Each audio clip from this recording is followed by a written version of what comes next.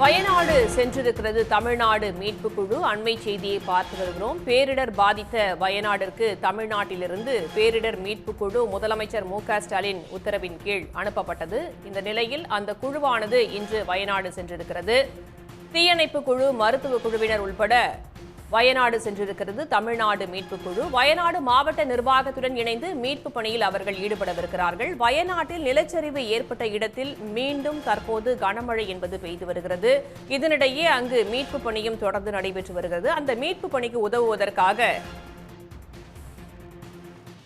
தமிழ்நாட்டிலிருந்து சென்றுள்ள பேரிடர் மீட்பு குழு அங்கு தயாராக இருப்பதாக தெரிவிக்கிறார் செய்தியாளர் சந்தோஷ். நேரலையில் இணைந்திருக்கிறார். சந்தோஷ், தற்போது வயநாட்டில் என்ன நிலை காணப்படுகிறது? தமிழ்நாட்டிலிருந்து சென்றிருக்கக்கூடிய அந்த மீட்பு குழு அவங்களுடைய பணிகளை தொடங்கிட்டாங்களா?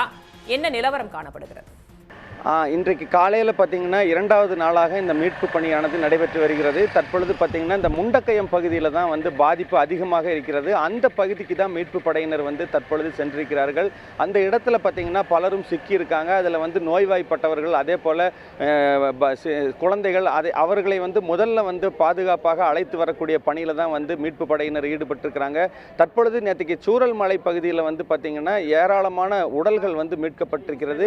இதுவரைக்கும் பார்த்தீங்கன்னா உயிரிழந்தவருடைய எண்ணிக்கை அப்படின்னு சொல்லி பார்த்தோம்னா 151 பேர் உயிரிழந்திருக்கிறார்கள். தற்பொழுதும் அந்த பகுதியிலையும் வீடுகள், அதாவது சேதமடைந்த வீடுகளுக்கு உள்ளாக மீட்பு படையினர் தேடுதல் பணியில் ஈடுபட்டிருக்கிறாங்க. இதே போல் பார்த்தீங்கன்னா அந்த சூரல் மலை பகுதியிலிருந்து அந்த முண்டக்கயம் பகுதி, அதாவது நிலச்சரிவினுடைய துவக்கம் அப்படிங்கிற இடத்துல, அதாவது முண்டக்கயம் பகுதியில் தான் அந்த நிலச்சரிவு பகுதியானது இருந்திருக்கிறது. அங்கிருந்து அந்த நிலச்சரிவு தான் இந்த பகுதியில் மிகப்பெரிய ஒரு பாதிப்பை ஏற்படுத்தியிருக்கிறது. இந்த நிலையில் அந்த முண்டக்கயம் பகுதிக்கு பார்த்தீங்கன்னா இப்போ மீட்பு படையினர் சென்றிருக்கிறார்கள். அங்கு மீட்பு பணியில் தற்பொழுது ஈடுபட்டிருக்கிறார்கள். கிட்டத்தட்ட 3000க்கும் மேற்பட்ட மக்களை பாதுகாப்பாக மீட்பு படையினர் நேற்றிலிருந்து மீட்டு முகாம்களில் தங்க வைக்கப்பட்டிருக்கிறார்கள். இதற்காக கிட்டத்தட்ட 45க்கும் மேற்பட்ட முகாம்கள் துவங்கப்பட்டு இங்கு மக்கள் தங்க வைக்கப்பட்டிருக்கிறார்கள். பலரும் பார்த்தீங்கன்னா இன்னைக்கு காலையில் இருக்கக்கூடிய நிலைமை என்னன்னு சொல்லி பார்த்தோம்னா, பலரும் இந்த இடத்துல தான் அந்த உயிரிழந்தவர்களை கொண்டு வைக்கக்கூடிய ஒரு இடமாக இருக்கிறது. இந்த இடத்துல தங்களுடைய உறவினர்களை தேடி பலரும் இங்கே கொண்டிருக்கிறார்கள். காலை முதலே பார்த்தீங்கன்னா இங்கே தங்களுடைய உறவினர்கள் உயிரிழந்திருக்கிறார்கள் என்ற தகவல் தெரிந்த உடனே இங்கே அடையாளம் காட்டுவதற்காக அவர்கள் வந்து கொண்டிருக்கிறார்கள். இது காலையிலிருந்து நடந்து கொண்டிருக்கிறது இந்த பணியானது. மீட்கப்படக்கூடிய ஒவ்வொருவரும், அதாவது உயிரிழந்தவர்களாக இருந்தாலும் சரி, அதாவது உயிரோடு மீட்கப்பட்டவர்களாக இருந்தாலும் சரி, அனைவருமே பார்த்தீங்கன்னா இந்த மேப்பாடுங்கிற இடத்துக்கு கொண்டு வராங்க. அங்கிருந்து தான் ஒவ்வொரு இடங்களுக்கு அவர்களை மாற்றி கொண்டு போகிறாங்க. தற்போது உறவினர்கள் தங்களுடைய உறவுகளை இழந்தவர்களும் அதே போல் எங்கேயாவது கிடைப்பார்களா என்ற ஒரு எண்ணத்திலும் மக்கள் இங்கு ஒவ்வொரு இடங்களுக்கும் சென்று பார்த்து கொண்டிருக்கிறார்கள். தற்பொழுது பார்த்தீங்கன்னா ஒரு குடும்பத்தை பறிகொடுத்த ஒருத்தர் நம்ம பக்கத்தில் இருக்கிறாங்க. ചേച്ചി നിങ്ങളുടെ ആരാ മരിച്ചത്? എത്ര പേര്? 3 പേര്. ഏത് സ്ഥലത്താണ്? അവർ മുണ്ടക്കയിലുള്ളതാണ്. എങ്ങനെ നിങ്ങൾക്ക് അറിഞ്ഞത്? ഞങ്ങൾ കോയമ്പത്തൂർ പോയതായിരുന്നു. ഞങ്ങൾ ടി.വിയിൽ കണ്ടിട്ട് അറിഞ്ഞതാണ്. 8 മണി 8:30 ആകുമ്പോഴാണ് അറിഞ്ഞിട്ട് ഞങ്ങൾ അവിടെ നിന്ന് വരികയാണ്. അത് അവിടെ നിന്ന് കണ്ടിപ്പോ കൺഫേം ചെയ്ത് 3 പേരുണ്ട്. അനിയത്തിയും ഭർത്താവും മോളും. ഞങ്ങളപ്പോ രാത്രി അറിഞ്ഞത്, ഫോൺ വന്നതായിരുന്നു. എല്ലാരും സേഫ് ആണെന്നാണ് അറിഞ്ഞത്. ഇപ്പോഴാണ് അറിയുന്നത് അവര് 3 ആളും.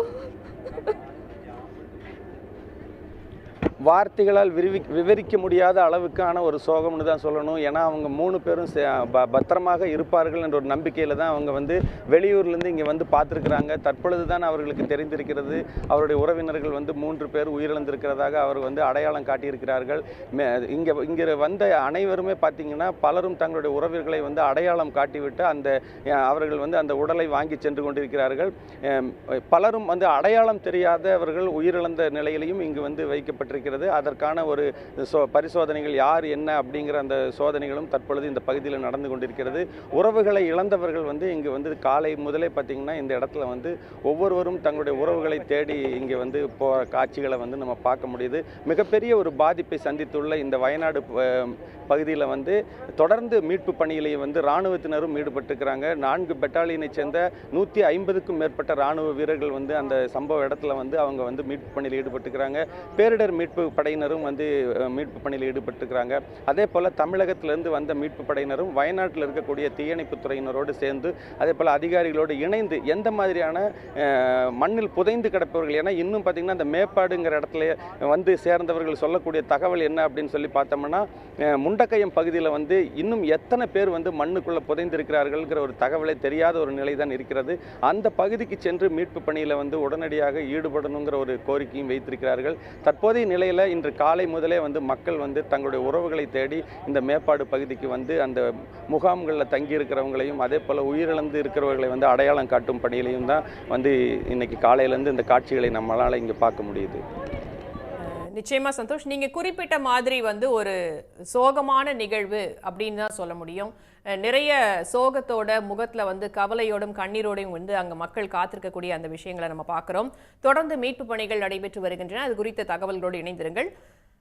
இதனிடையே சூரல்மலை பகுதியில் நடைபெற்று வரும் மீட்பு பணிகள் குறித்து அங்கிருந்து செய்தியாளர் செந்தில்நாதன் வழங்கிய அந்த தகவல்களை தற்போது பார்க்கலாம். இதுவரை கண்டிராத ஒரு மிகப்பெரிய பேரிடரை தற்பொழுது கேரள மாநிலம் வயநாடு மாவட்டம் சந்தித்திருக்கிறது. இந்த வயநாடு மாவட்டத்தில் குறிப்பாக முண்டக்கை, சூரல்மலா, மேப்பாடி ஆகிய 3 கிராமங்கள் கிட்டத்தட்ட 50% மேல் இந்த மண் சரிவில் சிக்கி புதைந்திருக்கிறது. தற்பொழுது 2வது நாளாக மீட்பு பணி துரிதமாக நடைபெற்று வருகிறது. இந்த கோர சம்பவத்தை இந்த காட்சியை நீங்கள் நேராக பார்த்தா சொல்லலாம். இங்கே நூற்றுக்கணக்கான வீடுகள் இருக்குது. அந்த நூற்றுக்கணக்கான வீடுகள் நேற்று முழுவதுமே இந்த வெள்ளக்காட்டில் சிக்கி இருக்கு. அந்த ஒரு கார் வந்து அந்த நடுவில் வீட்டுக்கு நடுவில் சிக்கிட்டு இருக்கிறத நீங்கள் பார்க்கலாம்.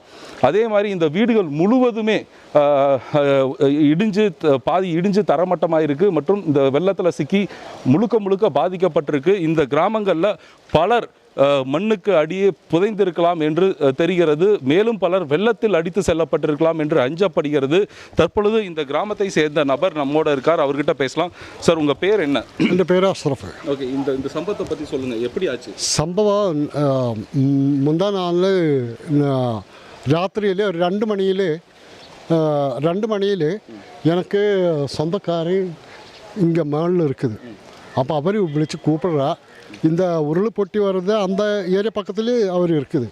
அப்போ அவர் கூப்பிட்டு எங்கள் வீட்டுக்கு கூப்பிட்டு சொல்லியாச்சு, உருள் பொட்டி இருக்குது, ഭയങ്കര ശബ്ദം കിടച്ചിരിക്കുന്നത് എന്ന് പറഞ്ഞു. അപ്പോൾ അതെല്ലാം ഞങ്ങൾ ജാഗ്രതയായി വീട്ടിലിരുന്ന്. പിന്നെ കറണ്ടില്ല, പുറത്തേക്ക് വരുന്നേക്കൊന്നും முடியாது. அப்போ அந்த ஒரு சிச்சுவேஷனில் தான் இருந்தது. പിന്നെ எங்கள் சொந்தக்காரெல்லாம் പിന്നെ கொஞ்சம் ஆளுகளெல்லாம் இங்கே டவுனில் இங்கே வந்துட்டு கொஞ்சம் ஆளுகளெல்லாம் இங்கே பெற்றிருக்குது, வெள்ளத்தில் போயிருக்குதுன்னு சொல்லி. அப்போது அதெல்லாம் கொஞ்சம் ஆளுகளெல்லாம் ரஷப்படுத்தியாச்சு, കുറേ ஆளுகளெல்லாம் போயிட்டு. அப்போ இங்கேருந்து 2 நதி வருது. இந்த வெள்ளரிமலைன்னு சொல்கிற அந்த பெரிய பெருசு மலை, அந்த மலை தான் இது இடிஞ்சது. அந்த மலை இடிஞ்சிட்டு அந்த மலைக்கு குறை கீழே வரும்போது இந்த ஸ்கூல் ரோடு 3 பகுதிகளில், அதாவது இதில் வந்து முண்டக்கை என்பது மேலே இருக்க, அந்த மலையின் மேலே இருக்கக்கூடிய பகுதி. தற்பொழுது நம்ம சூரல்மலாவில் நின்றுட்டு இருக்கோம். இதற்கு கீழே இருக்க ஒரு கிராமம் தான் மேப்பாடி. இந்த 3 பகுதிகளிலும் ஒரு 3 கிராமங்களில் உள்ள பெரும்பான்மையான கிராமங்கள் நிலச்சரிவில் சிக்கி மண்ணோடு மண்ணாக புதைந்திருக்கின்றன.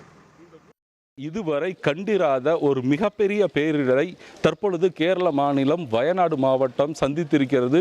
இந்த வயநாடு மாவட்டத்தில் குறிப்பாக முண்டக்கை, சூரல்மலா, மேப்பாடி ஆகிய 3 கிராமங்கள் கிட்டத்தட்ட 50% மேல் இந்த மண் சரிவில் சிக்கி புதைந்திருக்கிறது. தற்பொழுது 2வது நாளாக மீட்பு பணி துரிதமாக நடைபெற்று வருகிறது. இந்த கோர சம்பவத்தை இந்த காட்சியை நீங்கள் நேராக பார்த்தா சொல்லலாம். இங்கே நூற்றுக்கணக்கான வீடுகள் இருக்குது. அந்த நூற்றுக்கணக்கான வீடுகள் நேற்று முழுவதுமே இந்த வெள்ளக்காட்டில் சிக்கி இருக்கு. அந்த ஒரு கார் வந்து அந்த நடுவில் வீட்டுக்கு நடுவில் சிக்கிட்டு இருக்கிறத நீங்கள் பார்க்கலாம். அதே மாதிரி இந்த வீடுகள் முழுவதுமே பாதி இடிஞ்சு தரமட்டமாக இருக்குது மற்றும் இந்த வெள்ளத்தில் சிக்கி முழுக்க பாதிக்கப்பட்டிருக்கு. இந்த கிராமங்களில் பலர் மண்ணுக்கு அடியே புதைந்திருக்கலாம் என்று தெரிகிறது. மேலும் பலர் வெள்ளத்தில் அடித்து செல்லப்பட்டிருக்கலாம் என்று அஞ்சப்படுகிறது. தற்பொழுது இந்த கிராமத்தை சேர்ந்த நபர் நம்மோட இருக்கார், அவர்கிட்ட பேசலாம். சார், உங்கள் பேர் என்ன? சன் நியூஸ் வாட்ஸ்அப் சேனலை ஃபாலோ செய்யுங்கள். QR கோடை ஸ்கேன் செய்து சன் நியூஸோடு இணைந்திருங்கள்.